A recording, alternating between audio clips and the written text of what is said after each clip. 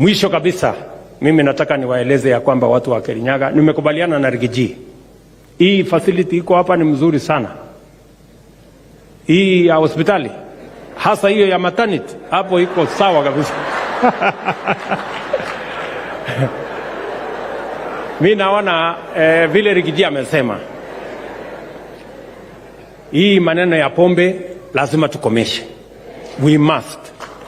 Hatuwezi kuwa nchi ya walevi. Tunataka kuwa nchi ya wafanyikazi.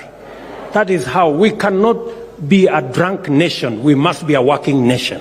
Mambo ya ukora ya ulevi, na tumekubaliana na watu wa NACADA ya kwamba we are going to review all the legislation to make sure that illicit drinks, mambo ya ethanol, mambo ya vinywaji yenye iko na sumu, lazima tuikomeshe. Na watu wa provincial administration, wewe kama chief, wewe kama mzee ya nyumba 10, hauwezi kuwa mahali pale watoto ndio hawa wanalala kwa mtaro, wengine wanaangaishwa na madawa ya kulevya, na wewe uko pale kama kiongozi. We have to work together.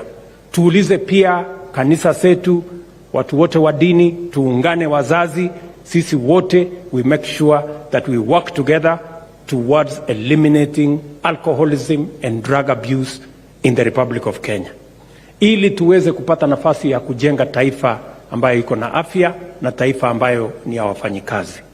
Nakubaliana pia ya kwamba wewe Anne Waiguru, vile umejenga hiyo hospitali, maneno ikikaakaa namna hii, hawa watu wasipojipanga, wewe ujipange.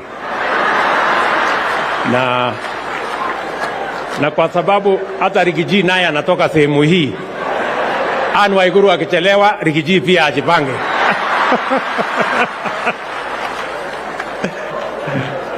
Ama namna gani? Akituongezea 2 3 iko shida.